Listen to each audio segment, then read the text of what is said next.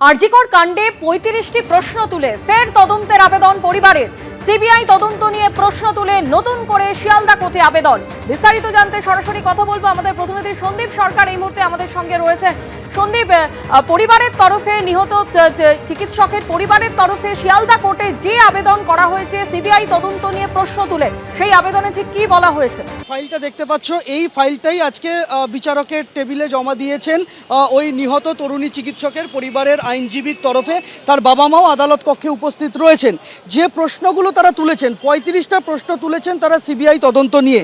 যেমন seminar room ভাঙা সহ একটার পর একটা ঘটনা ঘটে গিয়েছে অবহেলার খুন ধর্ষণের পরে, যার জন্য অভিযুক্ত হিসেবে সন্দীপ ঘোষ এবং টালা থানার তদানীন্তন ওসি অভিজিৎ মণ্ডলকে গ্রেপ্তারও করা হয়েছে, কিন্তু সাপ্লিমেন্টারি চার্জশিট সিবিআই দেয়নি। কেন দেয়নি?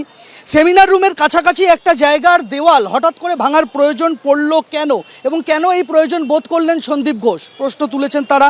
সন্দীপ ঘোষ বুঝে গেলেন এটা খুনের ঘটনা, কিন্তু তিনি একটা তদন্ত কমিটি গঠনও করে দিলেন, অথচ টালা থানাতে তিনি কোনো এফআইআর করলেন না। কেন করলেন না? এগুলি কি তথ্য প্রমাণ আড়ালের চেষ্টা নয়? এই প্রশ্নটা তোলা হয়েছে তাদের তরফে। এগুলো যদি তথ্য প্রমাণ আড়ালের চেষ্টার অংশ হিসেবে ধরা হয়, তাহলে একে খুন ধর্ষণের ঘটনার চেন অফ সার্কামস্ট্যান্সের অংশ হিসাবে কেন দেখা হবে না? আরজিকরের অধ্যক্ষ মৃতার বাবা মাকে নিজের চেম্বারে ডেকেছিলেন ঘটনার দিন ৯ই অগস্ট। তিনি নিজে চেম্বার থেকে বেরিয়ে এসে বাবা মার সঙ্গে দেখা করেননি। এই কাজ সন্দীপ ঘোষের অপরাধ মনস্কতার পরিচয় দেয়, এই প্রশ্ন তোলা হয়েছে।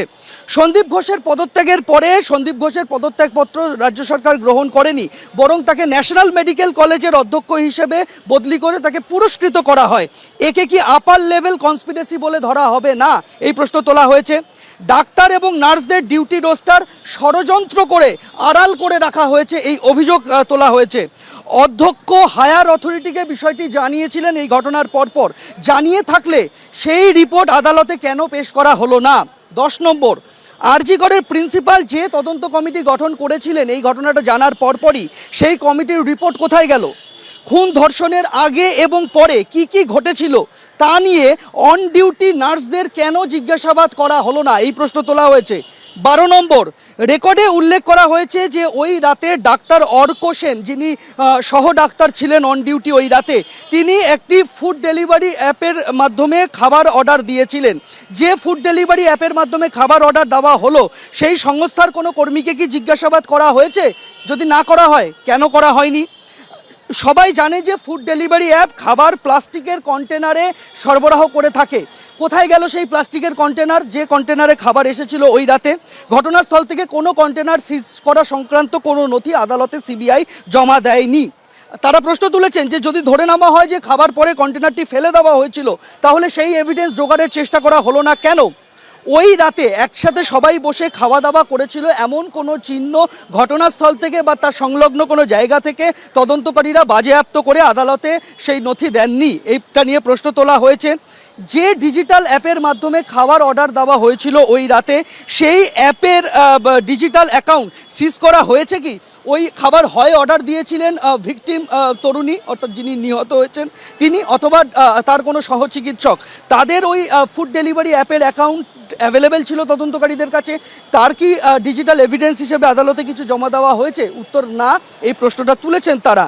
যে টেবিলে রাতের খাওয়া দাওয়া হয়েছিল আরজি করে ওই রাতে, সেখানে এভিডেন্স কিছু সিজ করা হয়নি, এটা নিয়ে তারা প্রশ্ন তুলেছেন। এবং সার্বিকভাবে তারা প্রশ্ন তুলেছেন যে এই সমস্ত বিষয়গুলি মাথায় রাখলে seminar hall is not the place of occurrence, অর্থাৎ প্লেস অফ অকারেন্স ঘটনাস্থল সেমিনার রুম নয়। এই বিষয়টা আদালতকে লিখিতভাবে জানানো হলো নিহত তরুণী চিকিৎসকের পরিবারের তরফে। পাশাপাশি ময়নাতদন্তকারী চিকিৎসক যে ময়নাতদন্ত করেছেন, তিনি তার রিপোর্টে উল্লেখ করেছিলেন যে মৃত্যু হয়েছে ময়নাতদন্ত করার 19 ঘন্টা আগের মধ্যবর্তী কোনো সময়ের মধ্যে, এবং যখন মৃত্যু হয়েছিল তার 4 থেকে 5 ঘন্টা আগে খাওয়া দাওয়া করেছিলেন ওই তরুণী। এবার তার সাথে খাওয়া দাওয়া কারা কারা করেছিলেন? রিপোর্টে যেটা উল্লেখ রয়েছে, যে আদালতে জমা দেওয়া রিপোর্টে যেটা উল্লেখ রয়েছে, যে ডক্টর গোলাম আজম, ডক্টর সৌমিত্র রায়, ডক্টর অর্ক সেন, ডক্টর শুভদীপ সিংহ মহাপাত্র, এই চারজনের সাথে ওই রাতে ওই তরুণী চিকিৎসক একসাথে খাওয়া দাওয়া করেছিলেন। তার মানে যে সময়কাল বলা হচ্ছে ময়নাতদন্তের রিপোর্টে, সেই সময়কালের মধ্যে তাদের একসঙ্গে থাকার কথা। তাহলে এই চারজনকে কেন কাস্টোডিয়াল ইন্টারোগেশন হয়নি, অর্থাৎ হেফাজতে নিয়ে কেন এদেরকে জিজ্ঞাসাবাদ করা হলো না, এটা প্রশ্ন তোলা হয়েছে নিহত তরুণী চিকিৎসকের তরফে।